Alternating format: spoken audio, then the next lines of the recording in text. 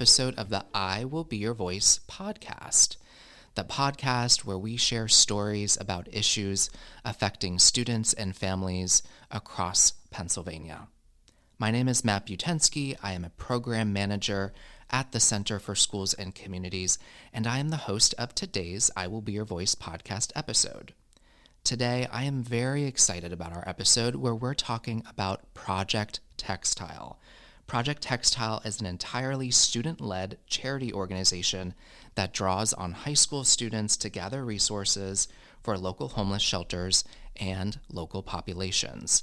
And I could not be more excited to talk about and with the student who has started Project Textile, Anthony Bruno, as well as the principal at Lower Dauphin Senior High School, Justin Hanula, and the school social worker, Denise, Haas. So let's start off by talking a little bit with Justin Hanula. Welcome to the podcast, Justin. Thank you very much, and it is truly a pleasure to be here today and to highlight Anthony on this podcast. And we're just very thankful for this opportunity for Anthony to be on the podcast. And you know, the title of it, I Will Be Your Voice, is very fitting for you to focus on Anthony and what his cause has been and what his passion is, because I think, you know, that you could almost use that as a slogan for Project Textile, because that is kind of, he's looking to be someone else's voice and advocate for a community. Thank you for the podcast. Thank you for highlighting Anthony. And I think what you're going to find is an awesome kid with a huge passion and advocacy and a huge heart. And it has been our pleasure to support Anthony as a Lower Dauphin High School student.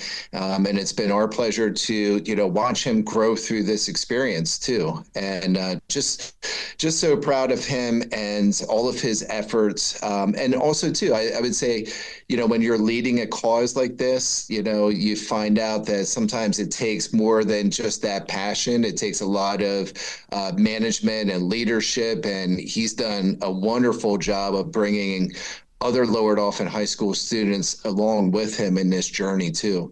And thank you again for this podcast. Thank you for highlighting Anthony. We're proud of him. He's got Falcon pride for sure. And I'm going to turn it over to Anthony and let him speak about his passion and his advocacy. Thank you. And this podcast is about sharing stories, and I'm very excited to hear about this one. So our guest today is Anthony Bruno, who is a student, a senior at Lower Dauphin School District.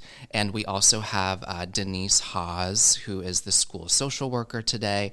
But we just want to first off say, hey, how are you doing today? How are you doing, Anthony and Denise?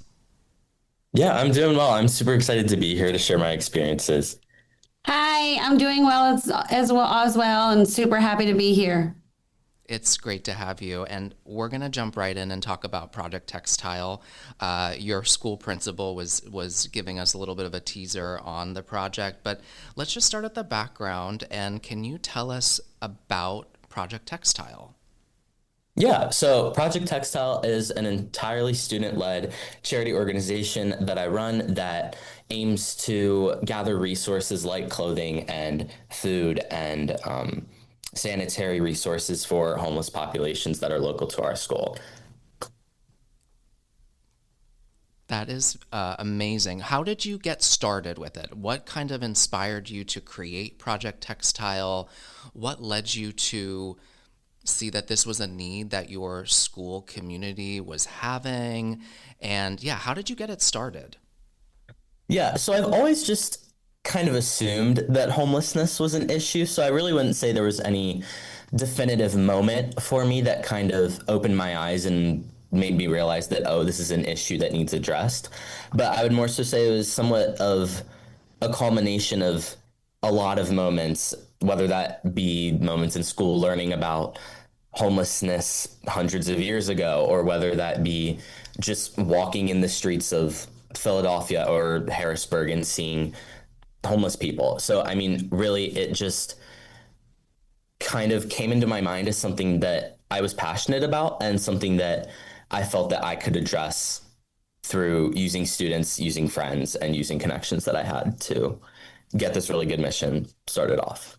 That's really cool. I love the name Project Textile. I am thinking it's related to the fact that you're collecting clothing donations and things like that. Is there any other reason why you named it Project Textile? Yes, actually. So initially in starting this organization, I wanted to kind of focus on upcycling as an addition to the homeless aspect. So initially I was going to have like all of these designers, because I'm really passionate about fashion as well. So I wanted to have all these like designers that would take a lot of the clothing and like upcycle it to some more fancy stuff. And that is something that I eventually do plan to integrate into the project as well, but just for now it's more so based on homelessness. But it kind of just popped into my mind. It sounded catchy. It sounded something like, oh, if a charity organization was called that, I would want to join. Cool. It definitely is catchy. It caught my attention.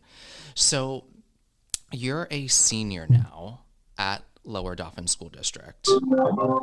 And when did you start Project Textile? How many years has it been going on for? When did you start to develop it? So I worked on it a lot just by myself last year. So I would say probably around December last year, I kind of got the idea. So 2024. But then I kind of worked on reaching out to local school districts, reaching out to administration within my school, and kind of developing the entire idea before going to a lot of my friends and being like, hey, I have this really cool idea. I've done this, and this to develop it. And now I want your help to get everything rolling and start volunteering. So I would say basically it really has not been that long, but the connections that I've made and the things that I've done are really incredible to me based on the little time that I've been doing this for. But I really do hope to keep moving on with this. And I think already seeing that what my group has done in a year, it's really inspiring and really instills a sense of hope into me for what we can do moving forward. So you talked a little bit about it being student-led. So this Project Textile works like a club at your school? Somewhat. It's more so just like an entity that functions within the school. So we don't have like an advisor or anything. And that's actually something that we do kind of stress to our other chapters. It doesn't have to be like a formal club. So because then that would be including an adult, and then we couldn't really say that it's entirely student led. So we have been doing just fine with all the students that we have that are leading this organization. And we feel as if we don't need the help of a teacher. I mean, obviously it helps to have the support of administration, but we do everything and they help us with the facilities and stuff that we need. That's great. So you said you reached out to other school districts. So this is beyond your school district. You work with some other school districts. What does that look like? How does that work? Yeah, so basically this was the one thing that I kind of started right away doing last year when I was in the planning and development stage. Basically, I would just reach out to counselors with a templated email that I had made being like, hey, I have this really cool project. I think it could be really great for some of your students if they wanted to join. Here's the link to apply. So basically, I would email this to counselors, teachers, principals, etc. And either they would get back to me or they wouldn't. And they would be like, oh, I have this student who I think would be really great for this. Or, oh, I don't think this would have a lot of interest at our school. So basically from that, I got a good amount of applications because I reached out to a lot of people. But overall, now how chapters work at respective schools is basically 2 people have to apply to be chief school liaisons is what we call them, because basically they're just the ones communicating back and forth between me and their school. So they apply. If they get accepted, then they they kind of start to run their school's chapter. They act as the president of their respective school's chapter, and they recruit people with the help of us. And we determine what homeless shelters that they are going to donate to, what fundraisers or events they're going to hold, and how they're just going to go about their mission. That is a really thoughtful model. And yeah, you're doing so much student leadership. That's awesome. So you are collecting, remind us again what type of materials you collect and what things are donated. What kind of materials are most needed by the organizations that you're then donating the items to? Just share a little bit about that. Yeah, definitely. It definitely ranges. So I would say we do a lot of stuff for students and parents in the school district. And I would say most times that boils down to needing children's clothes, specifically like children that are in elementary school, because they grow out of clothes every other month and they're perpetually throwing them away or getting rid of them, passing them down, and they always need new clothing. In terms of homeless shelters, something that they really need is more sanitary items. So like toothbrushes, toothpaste, hairbrushes, combs, stuff like that, deodorant, and more like undergarments, stuff to keep warm, underwear, socks, things like those. So it really takes a lot of research to kind of culminate boxes or events that correspond to who we will be donating to, because it's really so different everywhere. Yeah. So you said you donate the materials to shelters, but you also have a community closet model, and I think you were kind of talking a little bit about that. Can you talk more about your community closet model? What is that? Yeah, definitely. So this was something that was initially theorized by one of the people I've been working very closely with, my events planning captain, and she was like, what if we got elementary schools engaged? So I was like, that's a great idea. So basically, we reached out to principals of elementary schools. My mom is actually a principal of one of the elementary schools, so it was very easy to get it integrated there. But basically, the entire program consists of holding, and I put air quotes around this, monthly clothing drives at the schools, where at the beginning of each month, we send out a letter detailing what Project Textile is and a specific theme for the month. So basically, administrators send out this letter through Class Dojo or Remind or some sort of digital platform that details what the theme is, and it gets out to everybody. So everybody in the respective elementary school that they go to can participate. Basically, they just bring in clothing that corresponds to the month's theme, and at the end of the month, we pick it up. After we pick it up, we kind of process it, sort it all, and with that clothing, we either donate it to homeless shelters, or what I have found one of the most gratifying aspects of starting this charity, making boxes for children who need the clothing. So specifically, I think the first box we made was a couple months ago, and basically it just consisted of going to my house, sorting through clothes with a few of the volunteers that I work with, and assembling boxes of clothing that corresponded to what the student needed. So it was a teacher that reached out to us concerned about some of her kids, and basically they just needed clothing. So I was like, that's a need we can fill. And it just kind of worked out so perfectly that we were able to do that for those students. It's really cool that you've been able to, I could see how much work it is to keep this going every month, and framing a new theme for the month, and again, getting schools and administrators to send that information out, get donations on an ongoing basis. So that's really awesome that you've been able to, you're really putting in the work to do a lot for your community and your school community. It's really cool. Mm-hmm. So I guess what else I wanted to ask you a little bit about was, where do you want to take Project Textile? So there's a way for more schools to get involved? I think you mentioned an application. How does that work? How can schools listening to this become interested, or students listening become interested in having a Project Textile chapter at their school or in their community? Share more about the growth and where Project Textile might go. Yeah, so definitely one of the biggest aspects of gathering clothing and resources is that the more schools that are involved, the easier it will be and the better it will be, the more we can get done. So on our social media Instagram page, there is an application where students from any Pennsylvania school district can apply to be chief school liaisons. Again, those are students that act as respective presidents of their school's chapter. Once they're accepted, we have an initial meeting with the chief school liaisons. Generally, it's two, but it can be one. And basically, we go over what their job will be, including recruiting students. Once we've done that and given them some sort of time, usually around a month, to recruit students, we have another meeting with the students that are acting as chief school liaisons and then their respective members, as well as an advisor should they choose to formally establish Project Textile as a club. But then basically with them, we go over what they'll be doing, what sort of events they'll be holding. And really this program has been something that has allowed our reach to grow exponentially. So, I mean, it's really so great to see what students all over the state can do. And that's honestly been one of the greatest things about starting this organization.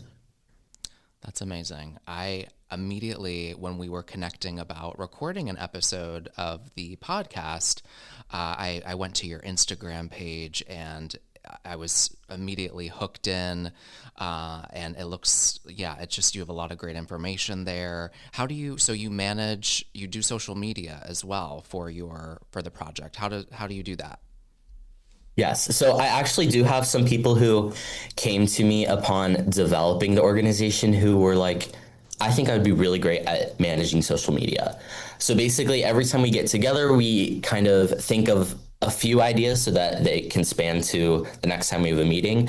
But a lot of the work that goes into getting clothing for homeless people is advocacy and awareness. So a lot of what we do on social media isn't necessarily advertising our fundraisers or events. It's about raising awareness for homeless populations, because if people don't know that they exist and people don't know that there are easy ways to do things, they're not going to do them. So raising awareness is such a huge aspect of Project Textile's mission. And we do that by like daily and weekly and monthly posts just about what homelessness is, what current policy is dictating, and how students can help and how students are helping. So it's just really helpful to have a lot of people who are really interested in the social media aspect, just because it is becoming more and has been becoming more prevalent within society. It's just a great way to get awareness out there. Yeah, it definitely is. Well, keep that up, because it's working. So, what advice would you have? What advice would you give to other students looking to maybe get this started in their school? How many students do you have working on it, or how many classmates do you have that work on this project with you at your school? At my school, I would say it's probably around 15. I really can't speak for the other schools, just because they kind of manage everything themselves. But as far as advice goes, I would say nothing's going to happen unless you start. So, I mean, that was a huge thing in developing the organization. Nothing really started happening until I started reaching out to people, and still people started showing their interest. So, I mean, really nothing happened until I was able to form a team of students who were really all united and motivated towards the same cause. And I just found that working with so many great people has done so many great things for so many great people. Yeah. Yeah, you have to start somewhere, and you have to have a good leadership. You have to find people that are like-minded and share similar values, grow your own village to get things started. And I'm just so impressed by the footprint that you have with Project Textile, and it's just it's an amazing project. So, all right. So, is there anything else you want to share about Project Textile? Yeah, I would just say this is something that I'm probably going to do for the rest of my life. I would say I'm planning on, when I turn 18 this summer, forming it into like a government recognized nonprofit, because also a lot with homelessness is about like raising money, and that's not really something we can do right now without that official government title. But the more people we have, the more it helps. If you're a student listening to this right now, I implore you to look at the application in our Instagram page and to sign up, because you can do something. You are able to do something. Every student has some sort of talent, some sort of capacity, whether that be social media, whether that be being a great leader of a chapter, or whether that's reaching out to people, reaching out to administrators, students. I mean, there's really something for every student within Project Textile. Thank you. I wanted to touch base with Denise, waiting in the wings. Denise, any thoughts or ideas, or you're hearing from Anthony today. Your district has been very supportive of Project Textile. Share just a little bit about Project Textile, your work with Project Textile, seeing it in your school, and the impact that it's made. Absolutely. So for me, I remember coming here to the high school and I saw that there was a piece of paper that said Project Textile for homeless families, and they were doing a clothing drive. And I immediately thought, I need to know who is doing this and where this came from. And I wanted more. And so I have met with Anthony numerous times, and this project is just so amazing. And the more I learn about it, I'm just so empowered by it and inspired. And I'm so happy that he's able to do this, and he's so passionate about it, and that it's happening here at our school. Yeah, I'm sure you're incredibly proud of Anthony and all the students who work on the project. And Denise, you are your school district's McKinney-Vento liaison.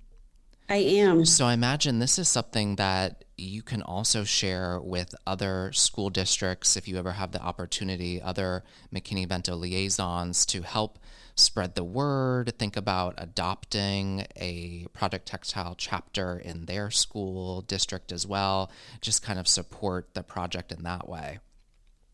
Absolutely. And I definitely would like to do that. And I think people aren't aware of it. And I think Anthony brought up such a good point. Anybody can do something, and everybody is valuable, and everybody is important, and you can make a difference. Yeah.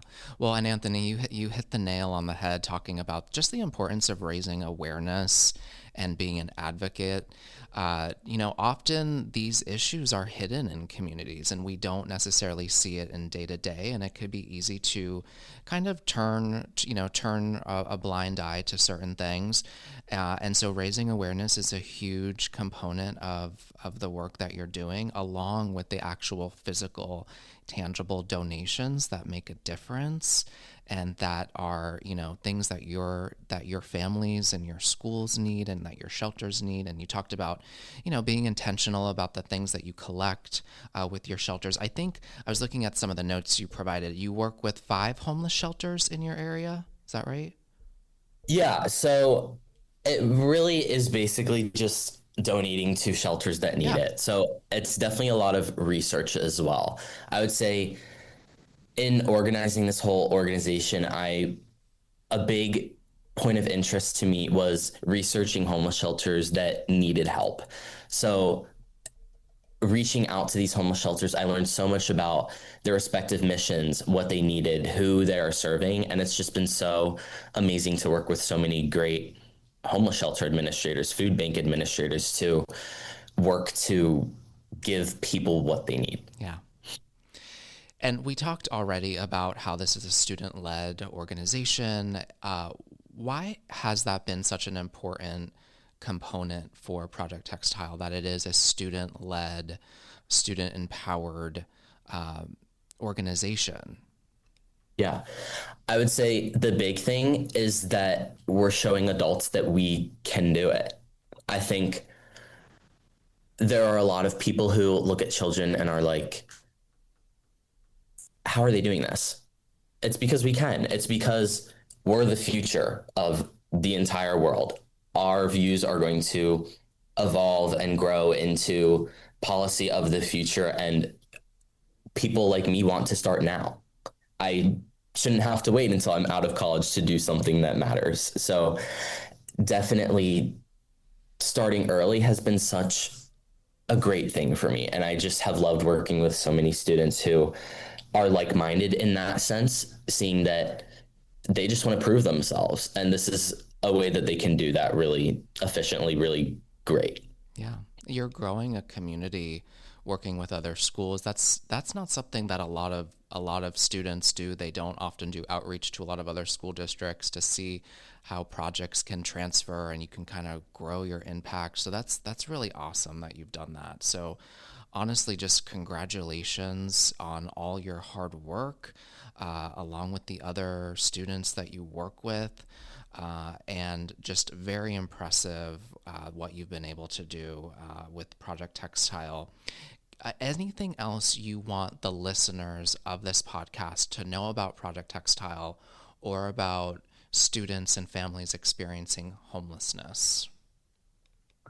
I would say, just to reiterate, there's a spot for everyone on this planet, in this world, in Project Textile. I would say, again, raising awareness just about the issues that plague our world at the moment is so important in developing a brighter future. And that starts bottom up. Students are the future, and really starting earlier is better. So I implore anyone listening to this to look at the application in our Instagram bio, because you really can do something great.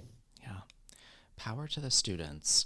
So tell us exactly where we can find your application and your Instagram account. What's your handle? Yeah, so our handle is at Project Textile _PA, and the link to the application can be found in the bio of the Instagram account. I believe the title of the link is PAPT application. On this application, students who wish to apply for chief school liaison positions can write a quick synopsis about themselves, why they love the Project Textile mission, and why they would be qualified. That's awesome. And so if a student were to fill that out and you were to receive it and they needed more school or school district support, you would help them with communications that they might be able to share with a teacher or other school staff to kind of show what the project does and kind of, again, get some buy-in, because buy-in is still important, right? Indubitably. I mean, I've worked so closely with the administration at my school and at the schools that we already have chapters established at, and really just opening their eyes as to what students really can do, and what students as part of this organization has done generally tends to get them on board. So I would say, as long as you do have the support of adults, it's very possible. And it's even possible without their support. I mean, students really can do anything they put their minds to. I mean, young people are the most ambitious demographic of people on the planet. So really, they can really achieve anything. And showing adults the achievements that Project Textile has made really gets them on board. Yeah. Thank you so much for sharing. And just again, want to reiterate how proud we are of the work that you're doing and done. So thank you again. And just a little bit more information, hearing from Anthony today about the Project Textile, just any other thoughts or insights from your perspective as the school social worker? Absolutely. Thank you so much. Yeah, we're really super proud of Anthony, and he is just so insightful. And I remember when I first met him, to tell him how amazing this was, he was just so humble and was just like, "Oh, you're meeting with me for this?" I was like, "Absolutely. This is amazing." And he was like, "Oh, Okay. So I think that all the things that Anthony has done is so incredible, and it really ties in with the mission at Lower Dauphin School District is we exist to educate, engage, support, and inspire our Lower Dauphin community. And in addition to that, one shared value at Lower Dauphin is we are committed to providing the opportunities that support the students' natural desire to learn, develop abilities, expand interest, and improve decision-making skills. So, with keeping the Lower Dauphin School mission and that shared value in mind, I wanted to help give Anthony and Project Textile a chance to expand on their interest. And I really wanted them to know that Lower Dauphin is here to support and encourage them. I feel like they are doing such amazing work in general.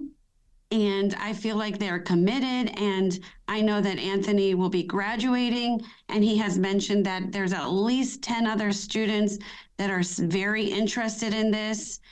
And something else that really stuck out with me is that our superintendent, Dr. Milbrand, often talks about creating memorable and impactful moments for our students and staff.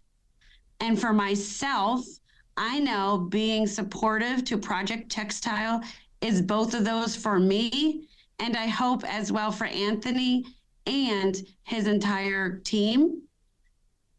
So we're just, like I said, really happy and excited to be a part of this. And I'm hopeful to see this continue to grow, not only in our school district, but around and helping all families that truly do need help. I love that, Denise. Thank you so much for sharing that. And your district is certainly doing that by giving, students room to lead, right? And Project Textile is an amazing program that you have that is born in your school district from Anthony. So you all should be very proud of that. We are extremely proud. So thank you so much for your time, and thank you for allowing us to get this topic out. I do think it's so important, and we want to be there for the community and people that are in need. Everybody deserves that. Yes, we all deserve the basic needs and more. So thank you, Denise. Thank you so much. Anthony, thank you for spending time on this episode with us. Again, super impressed by Project Textile, and like I said, I'm ready to pass the torch for hosting this episode. You were amazing on today's episode. Thank you so much for sharing. You are absolutely a student leader. I'm excited to keep following Project Textile on your social media account and see what else you do. Congratulations. And you're going to be graduating this spring, right? Yes. Yep. Any plans you want to share? Not currently. I plan to go to college to study either political science or business to hopefully keep up with the mission of Project Textile. As I said, I want to reiterate that this is something that I plan on doing for the rest of my life. This is something I'm really passionate about, and just spending my time on it doesn't feel like work to me. So I'm really excited to see what is in Project Textile's future. Anthony, again, thank you so much. And I could not agree more that I am excited to see where else you take this work. You're clearly a very strong advocate and a leader. And I could see you, being in this work professionally. I can definitely see your skills are high above where I was when I was a senior in high school. So congratulations on the work of Project Textile. Thank you so much. Thank you. Well, thank you for listening to this episode of the I Will Be Your Voice podcast. We hope you enjoyed today's episode and that you tune in again.